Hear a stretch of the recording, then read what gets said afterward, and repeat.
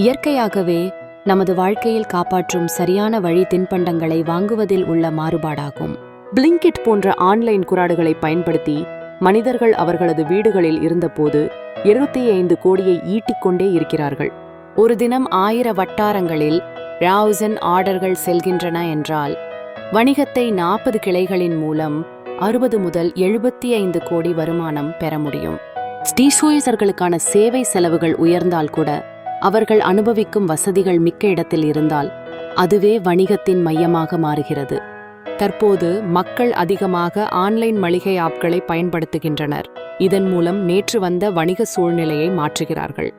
மாற்றம் ஏற்பட்ட நிலையில் பழைய வியாபாரங்கள் மூடப்படுவதற்கும் புதிய ஆப்களை உருவாக்குவதற்கும் இடமளிக்கிறது.